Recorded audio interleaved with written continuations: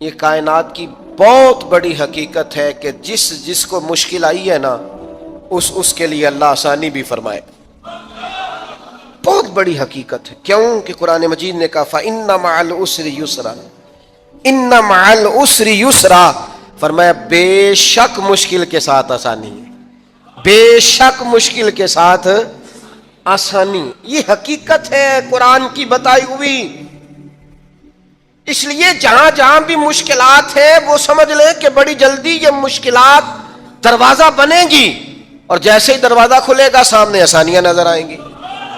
حضور غوث اعظم رضی اللہ تعالیٰ عنہ، شیخ عبد القادر الجیلانی رضی اللہ تعالیٰ عنہ فرماتے مجھ پر سخت مشکلات آئیں، یہاں تک کہ بھوک کی وجہ سے، شدت بھوک کی وجہ سے میں زمین پر لیٹ گیا، اور ذرا میں پریشان ہونے لگا تھا کہ خود بخود میری زبان پر یہ آیتیں جاری ہو گئیں فَإِنَّ مَعَ الْعُسْرِ يُسْرًا، إِنَّ مَعَ الْعُسْرِ يُسْرًا. فرمایا میں آیتیں پڑھ رہا تھا، اٹھ کے بیٹھا، چلنے لگا، کام میں لگ گیا، چند ہی دنوں میں اللہ نے ساری مشکلات کو آسان فرما دیا. یہ حقیقت ہے. اس حقیقت کو کبھی جھٹلانا، گھٹن جتنی زیادہ ہو ہوا پھر اتنی. مسلمانوں نہ گھبراؤ، خدا کی شان باقی ہے، ابھی اسلام زندہ ہے، ابھی قرآن باقی ہے. یہ جتنی مشکلات ہیں یہ اپنے پہلو میں آسانیاں لے کے آیا کرتی. میں کسی زمانے میں بڑی سخت تکلیف کا شکار تھا، تو میری والدہ بڑے دبے لفظوں میں کبھی کبھی ماتھا چوم کہتی پتر اللہ نے نہ دینا ہے سانبے ہی نہیں جانا. تو وہ چلے سادے لوگوں کا جملہ ہے، اور اس جملے کے اندر ابھی بھی اتنے معاملات ہیں یہ کنٹرول کے، انتظامات کے، میں واقعی نہیں سنبھال سکتا. وہ کئی سارے لوگ ملیں تو تب سنبھالے جاتے ہیں. بھائی ہر مشکل اپنے دامن میں آسانی رکھتی ہے. ڈسٹرب نہ ہو، مینٹلی طور پر پریشان نہ ہو. جیسے ہی مشکل آئے قرآن کا یہ فیصلہ ہے کہ وہ اپنے ساتھ آسانی لے کے آئے گی. اور ایک اور حقیقت بھی اچھی طرح سمجھ لیں، رزق بندے کو تلاش کرتا ہے. آپ کو گھر سے نکلنا ہے، کوشش کرنی ہے، محنت کرنی ہے، لیکن جو جائز نہیں اس کی طرف ہاتھ نہیں بڑھانا، اس لیے کہ جو آپ کا ہے وہ تو آپ کو ڈھونڈ رہا ہے. بس آپ نے کوئی کاروبار شروع کیا نہیں، تھوڑی سی محنت کی نہیں، تو وہ جو آپ کا رزق ہے نا وہ آپ کو تلاش کر رہا ہے، وہ ڈھونڈ رہا ہے، وہ آپ تک پہنچ جائے گا. یہ اتنی بڑی. وہ بہت سارے دوست آ کے کہتے مجھے کسی نے کہا تجھے بندش کر دیا، تو پہلے بھی کہہ چکا ہوں یہ ہو سکتا صحیح ہے اللہ نے بھیجا تھا آپ کی طرف اور رستے میں کسی بندے نے روک دیا. یہ کیسے ہو سکتا ہے؟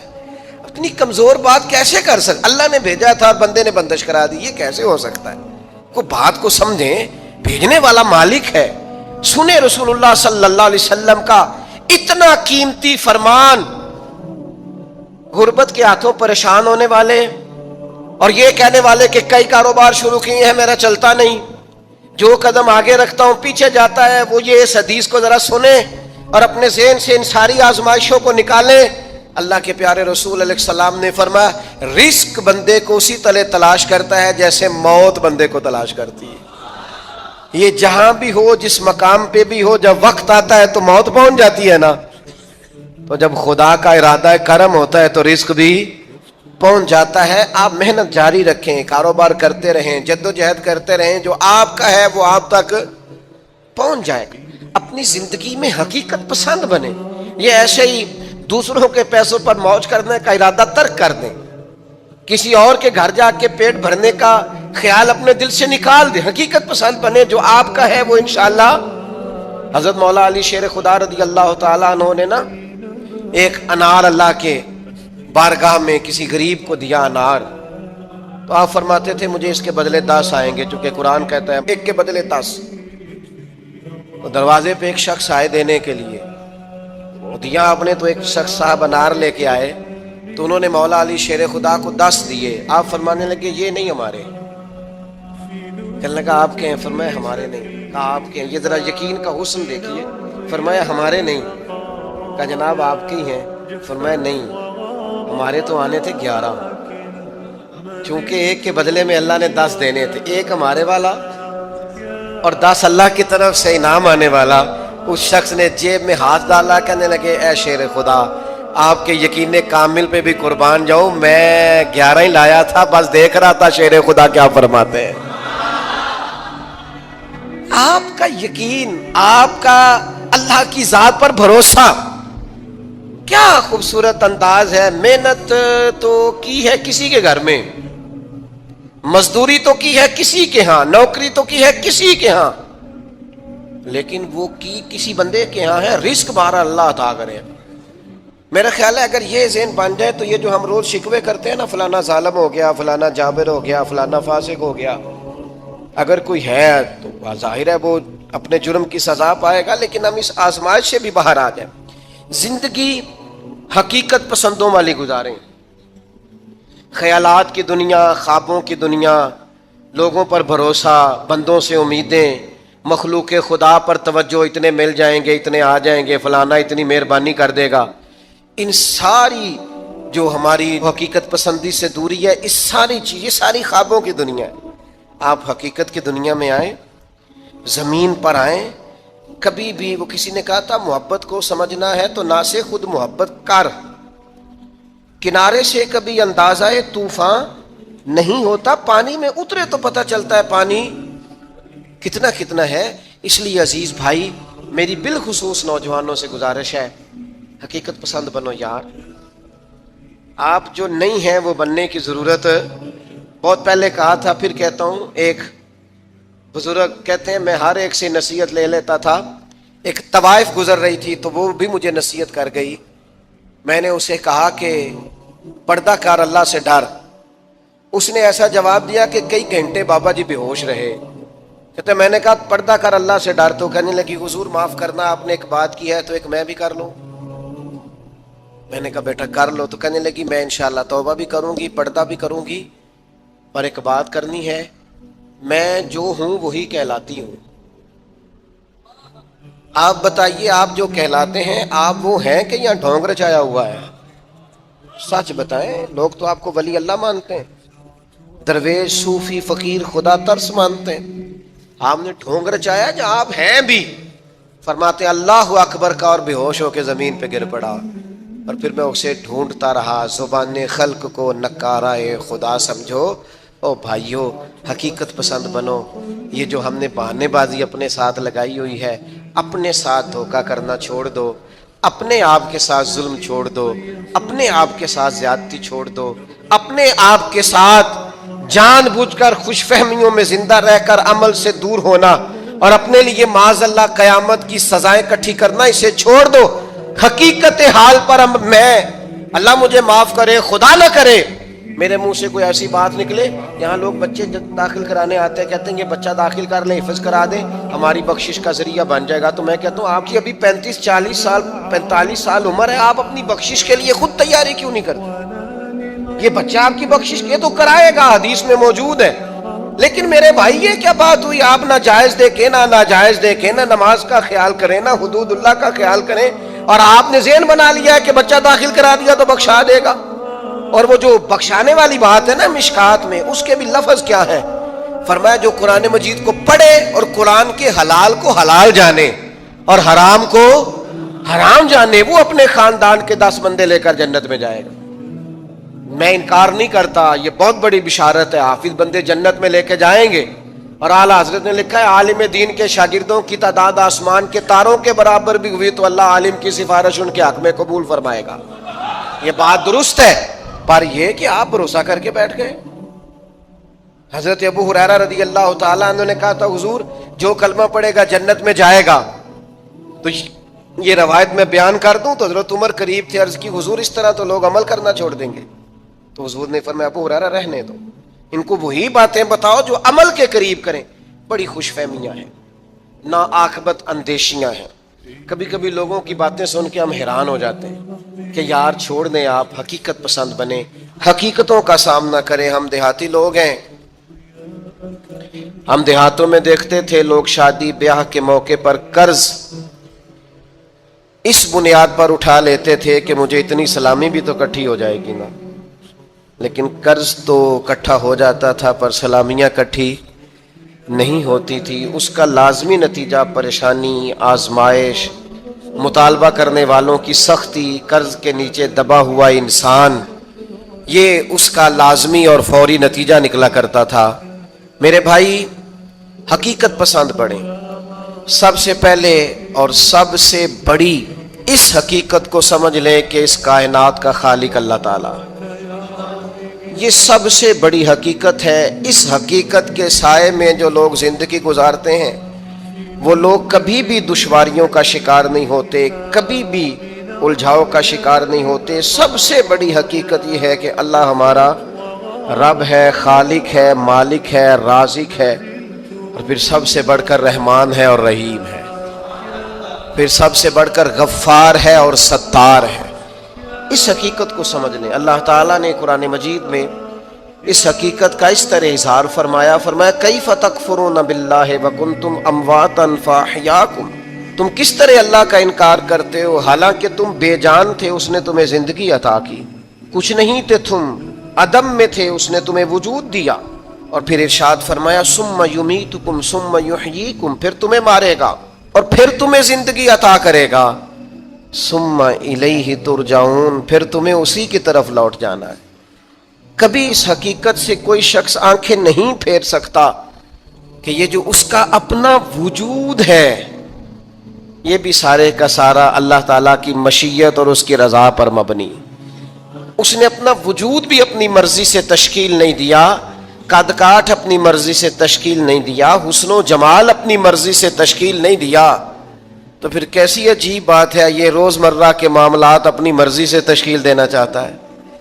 اسے چاہیے کہ جس طرح اس کا وجود، اس کا حافظہ، اس کے چہرے کی ساخت اس کی اپنی مرضی کی نہیں، رب رسول کی مرضی کی ہے، تو پھر یہ بھی زندگی اپنی مرضی کی نہ گزارے، اس حقیقت کا قائل ہو جائے کہ جینا بھی اسی طرح ہے جو حکم اللہ تعالیٰ نے ارشاد فرمایا ہے۔ لیکن زندگی اللہ کی دی ہوئی، رزق اللہ کا دیا ہوا، سانسیں اللہ کی دی ہوئی، لوگ جینا اپنی مرضی سے چاہتے ہیں۔ یہ حقیقت پسندی سے دور بات ہے۔ جس شخص نے جو مشینری بنائی ہے آپ اسی سے پوچھیں گے اس کو کیسے چلانا ہے، آپ اسی سے دریافت کریں گے کہ کیا چیز استعمال کرنے سے صحت ٹھیک ہوگی، کیا استعمال کرنے سے خراب ہوگی، آپ اسی طبیب حکیم کے مشورے سے چلیں گے۔ ہم من چاہی زندگی چاہتے ہیں، تو سب سے پہلے تو اس حقیقت کو سمجھ لیں کہ کائنات کا رب، اور جب بنائی اسی نے ہے تو چلے گی بھی اسی کے حکم کے ساتھ۔ دوسری بات، پوری دنیا اس بات کو اچھی طرح تسلیم کر لے کہ اللہ کے لاڈلے اور آخری نبی جناب محمد الرسول اللہ ہے صلی اللہ تعالی علیہ وسلم۔ اللہ تعالیٰ نے ساری دانائیاں، ساری خوبصورتیاں، سارا وقار اور ساری عزتیں نبی پاک کی غلامی میں جمع کر دی۔ اب کوئی شخص اگر یہ چاہے گا کہ میں حضور سے ہٹ کر کہیں سے عزت اویل کر لوں، نبی پاک علیہ السلام کی پیروی سے ہٹ کر کہیں سے میں کوئی خیر کٹھی کر لوں، تو یہ حقیقت پسندی سے دوری ہے، ہو نہیں سکتا۔ وَمَن يُطِعِ اللَّهَ وَرَسُولَهُ فَقَدْ فَازَ فَوْزًا عَظِيمًا، کامیابی اسی شخص کو ملے گی جو اللہ اور اس کے رسول کی فرما برداری کرے گا۔ یہ کائنات کی سب سے بڑی حقیقت ہے کہ ساری کامیابیاں، سارا حسن، سارا کمال، ساری خوبصورتیاں حضور کی سنت اور شریعت سے وابستہ ہے۔ ہم جتنا مرضی نئے دور کا فیشن اوڑھ لیں، جتنا مرضی بھاگ لیں، جہاں تک ہماری رسائی ہے ہم جا لیں، لیکن حق اور سچ یہی ہے کہ قل ان کنتم تحبون اللہ فاتبعونی یحببکم اللہ۔ اللہ کہتے ہیں محبوب ان سے فرما دیں اگر یہ رب سے محبت کرنا چاہتے ہیں تو آپ کی غلامی کریں، اللہ انہیں اپنا محبوب بنا لے گا۔ سب سے بڑی حقیقت یہ ہے۔ دوسری بات جو بڑی سمجھنے والی ہے اور غور کرنے والی ہے، اسی سے وابستہ، کہ یہ بھی کائنات کی سب سے بڑی حقیقت ہے کہ نبی کریم اللہ کے آخری نبی ہیں۔ ما کان محمد ابا احد من رجالکم ولکن رسول اللہ وخاتم النبیین۔ محمد صلی اللہ تعالی علیہ وسلم مردوں میں سے کسی کے باپ نہیں ہیں، لیکن اللہ کے رسول ہیں اور نبیوں میں سب سے آخری ہے۔ سورج اپنی جگہ چھوڑ سکتا ہے، چاند اپنی جگہ بدل سکتا ہے، ستارے زمین پر آ سکتے ہیں، اس زمین کا سارا نظام بدل سکتا ہے، پر رسول پاک کے بعد کوئی نبی نہیں آ سکتا۔ یہ طے شدہ حقیقت ہے۔ آج جو لوگ قادیانیوں کے بارے میں، مرزائیوں کے بارے میں اپنے دلوں میں نرم گوشے پیدا کرتے ہیں، اور وہ روغن خیالی کا مظاہرہ کرتے ہیں، وہ اچھی طرح سمجھیں کہ کائنات کی سب سے بڑی حقیقت یہ ہے کہ رسول پاک آخری نبی ہیں، اور اس حقیقت سے کوئی انکار کر سکتا؟ یہ طے شدہ حقیقتیں. اب حقیقتوں کو کوئی شخص بدلے گا، وہ اپنی عقل کو گمراہی کے رستے پر ڈالے گا. یہ حقیقت طے ہے اور قیامت تک طے ہے. اور فرما گئے ہیں ہادی کہ لا نبی آبادی، خود فرما دیا ہے نبی پاک علیہ السلام نے کہ میرے بعد کوئی نبی آ سکتا. اس حقیقت کو میرا خیال ہے ہر شخص کو من و تسلیم کر لینا چاہیے. تیسری بات، کائنات کی سب سے بڑی حقیقت یہ ہے، ان حقیقتوں کے بعد کائنات کی، اللہ رسول کو ماننے کے بعد کائنات کی سب سے بڑی حقیقت یہ ہے کہ دنیا میں جو آیا ہے اسے دنیا چھوڑ کر جانا ہے. بہت اچھا محل بنا لے، بہت اچھا گھر بنا لے، بہت آسودہ زندگی بنا لے، جتنے زندگی کے لیے اسباب درکار ہے وہ سارے جمع کر لے، لیکن کل نفس ذائقۃ الموت، اس حقیقت کا انکار نہیں کہ دنیا بہرحال انسان نے چھوڑ کر جانا ہے. بڑے بڑے محلات ہوں یا آپ کٹیا میں رہتے ہو، بہت بڑا بنگلہ ہو یا جھونپڑی میں وقت گزرتا ہو، بہرحال موت کا ذائقہ چکھنا ہے. ہم حقیقت پسندی کا مظاہرہ نہیں کرتے. حضرت موسیٰ علیہ السلام کے پاس جناب اسرائیل آئے، میں جان نکالنے آیا ہوں، ایک تماچا رسید کر دیا. اللہ کے حضور حاضر ہو کے عرض کی مالک وہ جناب کلیم نے تو یہ کیا ہے، جلالی ہیں آپ اپنی طبیعت کے تعلق سے. تو فرمایا ان سے جا کے کہیے کہ وہ بیل کی پشت پر ہاتھ رکھیں، جتنے بال نیچے آئیں گے اتنے 1000 سال عمر بڑھا دی جائے گی. تو حضرت اسرائیل عرض گزار ہوئے، اللہ کے پیارے کلیم علیہ السلام آپ بیل کی پشت پر ہاتھ رکھیں، جتنے بال آپ کے دست مبارک کے نیچے آئیں گے اتنے سالوں عمر بڑھا دی جائے گی. تو حضرت کلیم نے پوچھا پھر چلے 1000 سال ہو گیا، پھر نے کہا حضور پھر جانا تو ہے. تو پھر حضرت کلیم نے حقیقت پسندی کا سبق دیا، فرمایا اگر جانا ہے تو پھر آج ہی چلتے ہیں.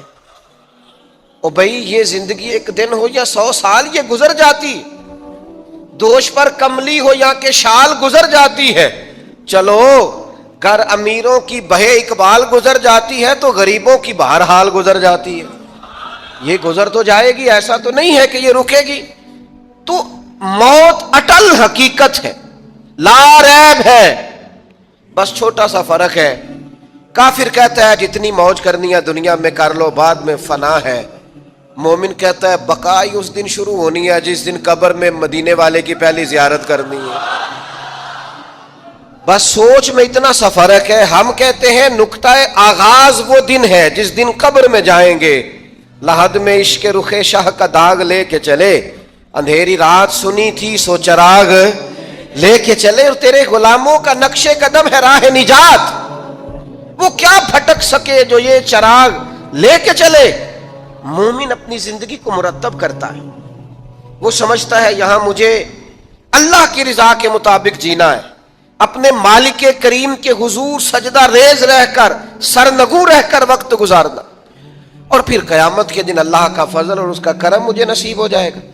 موت اٹل حقیق. میں آپ سے عرض کروں کوئی نہیں تیاری کرتے لوگ موت کی.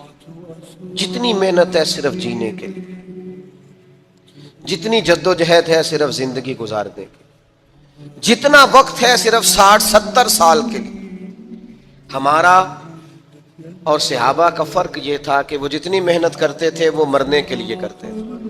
ہم جو کچھ بھی کر رہے ہیں ہم جینے کے لیے کر رہے ہیں. ہمیں ہر صورت جینے کے اسباب جمع کرنے. اور ان کا خیال یہ تھا کہ اصل کامیابی آخرت کی کامیابی ہے. والآخرۃ خیر وابقیٰ، آخرت خیر والی بھی ہے، رہنے والی بھی ہے. آخرت کے اکاؤنٹ کو مضبوط رکھتے تھے، وہاں نیکیاں ہر روز جمع کراتے تھے. قبر کی وہ 2 فٹ کی جگہ اس کو خوبصورت بنانے کے لیے وہ زندگی میں گناہوں سے، عیبوں سے، جرموں سے، نافرمانیوں سے بچتے تھے. ساری جدوجہد جینے کے لیے کی، اور پھر حال یہ ہوا کہ دنیا سے جاتے وقت وصیتیں شروع کر دی. پتر اتنے 1000 روپے فلان جگہ خیرات کر دینا، اتنے لاکھ فلانے کو دے دینا. اور بھائی صاحب جتنے آپ نے زندگی میں دی ہیں بچوں نے بھی اتنے ہی دینے ہیں. آپ فکر نہ کریں، جتنی آپ نے اپنے ابا جی کے لیے دعائیں کی ہیں اس سے تھوڑی کم ہوں گی، زیادہ نہیں ہوں گی۔ اللہ فرماتے ہیں انسان کو وہی ملتا ہے جس کے لیے وہ کوشش کرتا ہے۔ آپ نے عمر بھر دنیا داری کے لیے کوشش کی تو نتیجہ سامنے ہے۔ ادھر آنکھیں بند ہوتی ہیں، ادھر بیٹے ایک دوسرے پہ کیس کرا دیتے ہیں، یہ پلاٹ تو ابا جی مجھے کہہ گئے تھے، یہاں تو کچا رکا میرے پاس بھی ہے، یہاں تو 3 آدمیوں سے پوچھ لیں وہ میرے نام تھے۔ فتنے، فسادات، لڑائیاں اور دنگے۔ خدا را اس حقیقت کو سمجھ کیوں نہیں لیتے کہ دنیا چھوڑ کے جانا؟ اس نظریے کو بھانپ کیوں نہیں لیتے کہ تھوڑے دنوں کے لیے آئے؟ یہ ذہن ہمارا بن کیوں نہیں جاتا؟ رسول کریم نے صحابی کا کندھا پکڑ کے ہلا کے کہا تھا مجھے تجھ سے بڑا پیار ہے، تو یا رسول اللہ حکم فرمایا کن فی الدنیا کانک غریب او عابر سبیل او کما قال صلی اللہ تعالی وسلم۔ فرمایا حقیقت پسند رہنا، دنیا میں یوں وقت گزارنا جیسے مسافر گزارتے، راہگیروں کی طرح جینا۔ وہ بھائی صبح سے شام تک کوئی تو کوشش کرو، دنیا چھوڑ کے جانی ہے، مر جانا ہے۔ ہم سے زیادہ بلند پایا لوگ گزرے، ہم سے پہلے جتنے تھے سارے بلند درجات کے تھے، مالی طور پر مضبوط لوگ گزرے، عقلی طور پر مضبوط لوگ گزرے، سرمایہ زیادہ تھا گزر گئے، علم زیادہ تھا گزر گئے، فہم زیادہ تھا گزر گئے، حکمت زیادہ جانتے تھے گزر گئے، دانائی زیادہ جانتے تھے گزر گئے۔ حضرت ابراہیم علیہ السلام کے پاس جناب اسرائیل حاضر ہوئے، عرض کی حضور چلیے اللہ کریم کی بارگاہ سے پیغام اجل لایا ہو۔ تو حضرت خلیل علیہ السلام